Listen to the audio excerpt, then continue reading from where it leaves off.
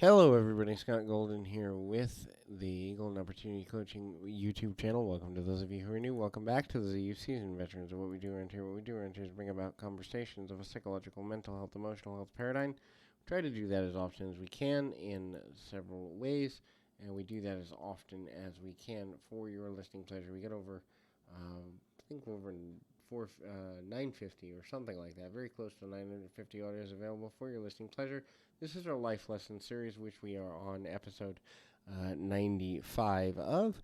If you're looking for life, relationship, habit coaching, marriage coaching, or anything of that sort, we will be more than happy to be of assistance to you. There's a couple ways you can reach out. Reach out through Twitter at PO Perception, or you can reach out in the About Me section of this YouTube page. Either way, we'll lead you in a direction where you can connect in a deeper way. So that's helpful.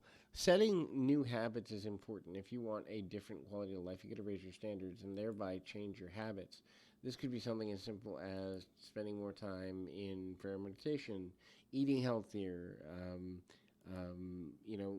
taking more time for physical rest, getting to a place of understanding of what your triggers are as it relates to healthy eating, healthy sleep habits, whatever have you.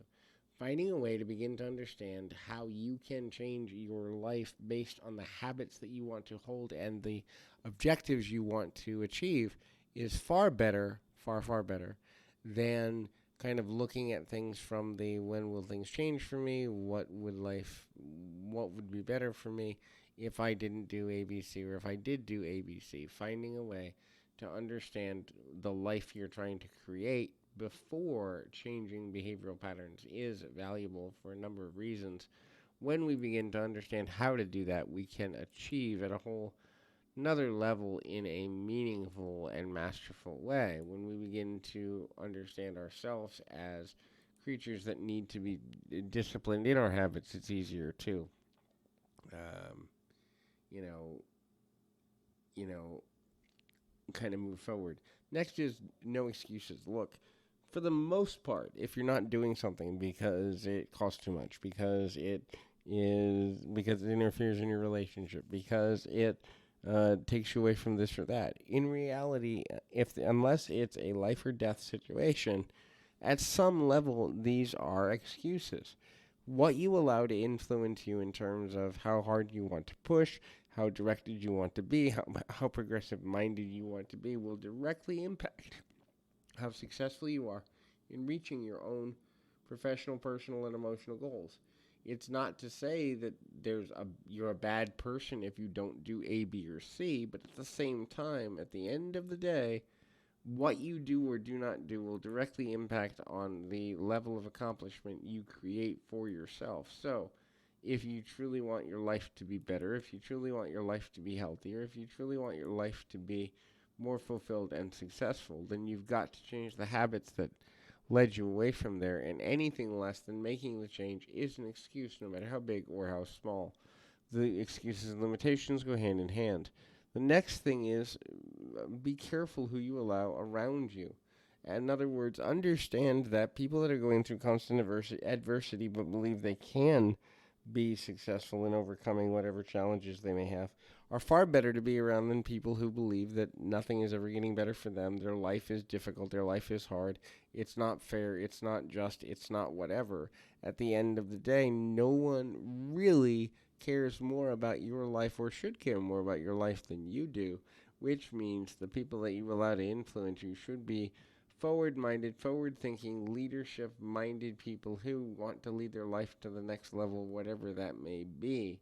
When you begin to ignore the criticism of others, you will then also see that you have more power intellectually, more power emotionally, more power in terms of accomplishment, more power in terms of getting where you actually want to be, and understanding too that when you have the ability to balance yourself, to get to a higher place, to understand your own value differently, to understand where your strengths and weaknesses lie, you will also then be able to get to a place within yourself where the actions you take or do not take will have a direct correlation on how you believe or what you believe about yourself and your own ability to create the reality you want. Life is continually a choose your own adventure game, which means at the end of the day, you have as much or as little influence over your own life as you choose to take.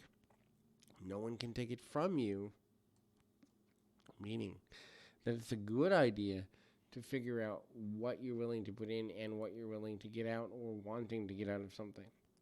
Be willing to learn and always live life at 100%. Don't hold back when an opportunity is given to you because it may not come around again. I can tell you there are literally half a dozen to a dozen foundational life events that, at the end of the day, no one really cares if I am successful or not as much as I do, and I need to get to a place where the behaviors that I put, um, the value there is, um, you know, maximized through my focus and my consistency and being able to achieve the things I want and making the most out of every connective I can have. So hopefully this is helpful.